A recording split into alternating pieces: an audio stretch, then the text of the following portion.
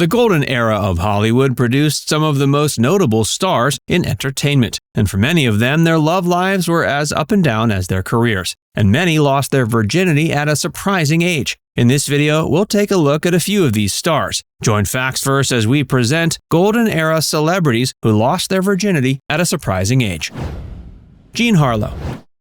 Jean Harlow was born in 1911 and was one of the most iconic and glamorous actresses of the 30s. Her platinum blonde hair and vivacious screen presence earned her the moniker the Blonde Bombshell. When she was young, Jean and her mother moved to Hollywood. This upset her grandfather, who threatened to disown her mom if they didn't move back to Kansas. So in 1925, they did. Jean's grandfather immediately shipped her off to a Michigan summer camp where she reportedly not only came down with scarlet fever, but also lost her virginity to a boy at the camp. She would have been only around 14 at the time. At 16, Harlow married Charles McGrew, a wealthy young businessman. The marriage ended within 2 years. Her second husband was Paul Bern, an MGM executive. Their marriage was short-lived as Bern died under mysterious circumstances in 1932. In 1933, Harlow married cinematographer Harold Rawson. Their union also ended in divorce after 8 months. Harlow's most notable romantic relationship was with actor William Powell, her co-star in Reckless and Libeled Lady. They never married but were deeply committed to each other. Jean's life was tragically cut short when she died in 1937 at age 26. The cause of death was kidney failure, a condition exacerbated by the studio's insistence on continuing to work her hard during her illness.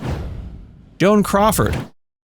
Joan Crawford, originally named Lucille Fay LeSueur, was one of Hollywood's most enduring and versatile stars. Her life story is a testament to ambition, resilience, and reinvention. Born March 23, 1905, though the exact year is disputed, in San Antonio, Texas, Crawford came from a challenging background. Her father abandoned the family, and her mother later married Henry J. Casson, a theater owner, from whom Lucille took the name Billy Casson. Crawford's formative years were marked by poverty and hardships. The family moved to Lawton, Oklahoma, due to Casson being accused of embezzlement, though he was later cleared. After another move to Kansas City, Missouri, Crawford's parents separated, and she remained with her mother. At age 13, she apparently lost her virginity while attending the St. Agnes Convent as a boarding student to a local boy around her age. Crawford's determination to succeed led her to LA, where she signed a contract with MGM in 1925. It was their publicity department and a magazine contest that decided her screen name, Joan Crawford.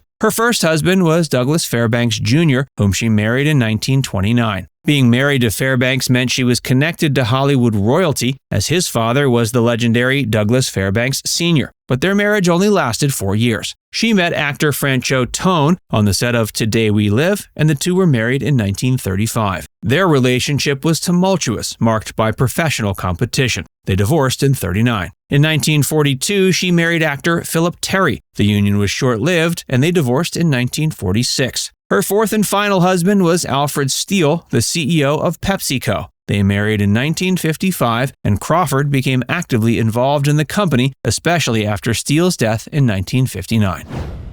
Bette Davis. Bette Davis, with her striking eyes and indomitable spirit, became one of Hollywood's most iconic actresses. Born April 5, 1908, in Lowell, Massachusetts, Ruth Elizabeth Davis was raised in a Protestant family. Her parents, Harlow Morrell Davis and Ruth Augusta Davis, divorced when she was young, which greatly impacted her upbringing. Davis developed a passion for theater at an early age, and by the time she was a teen, she was performing in local productions. Her first husband was Harmon Oscar Nelson Jr., a musician she married in 1932. Their union was strained due to financial difficulties and Davis's rising career. They divorced in 1938. Notably, Bette claimed that until she and Nelson were married, she remained a virgin. Davis married New England innkeeper Arthur Farnsworth in 1940. That marriage lasted until Farnsworth's tragic and sudden death in 1943, leaving Davis devastated. In 1945, she married artist William Grant Sherry. The couple had one daughter together in 1947. Their marriage was tumultuous, with Davis filing for divorce in 1950. Davis met actor Gary Merrill on the set of All About Eve, and the two quickly fell in love. They married the same year and adopted 2 children together, but their 10-year marriage was marked by intense conflicts and alcohol use. They divorced in 1960. Ava Gardner. Ava Gardner was one of Hollywood's most glamorous and alluring stars. Her life was as dramatic off-screen as it was on. Her first husband was actor Mickey Rooney. They wed in 1942 when she was just 19 and he was 21. The marriage was short-lived, divorcing in 1943. It was marked by Rooney's infidelities. But until that marriage, Gardner was a self-proclaimed virgin. She claimed Rooney was surprised to find that out, but that she, quote, caught on very quickly. In 1945, she married jazz musician Artie Shaw. This one also ended quickly, with a divorce in 1946. Perhaps Ava's most famous and passionate relationship was with actor and singer Frank Sinatra. They married in 1951. The tumultuous marriage was marked by intense passion, jealousy, and frequent separations. They eventually divorced in 1957. Lauren Bacall. Lauren Bacall, with her distinctive voice and quote-unquote the look, a sultry gaze she directed towards the camera, became one of the most iconic actresses of her generation. On the set of To Have and Have Not, a 19-year-old Bacall met the much older and married Humphrey Bogart. Despite their age difference of 25 years and Bogart's marital status, the pair fell deeply in love. Lauren soon lost her virginity to Bogart as a 19-year-old. They married in 1945 and had 2 children, Stephen and Leslie. Their marriage, while filled with love, also faced its share of challenges, including Bogart's bouts with alcoholism and his battle with esophageal cancer, which led to his death in 1957. Following that, she grew close to Frank Sinatra. The pair had a brief, intense romance and were reportedly engaged, but Sinatra ended the relationship suddenly, which hurt Bacall deeply. In 1961, she married Jason Robards. They had 1 son, Sam. They divorced in 1969. John Barrymore.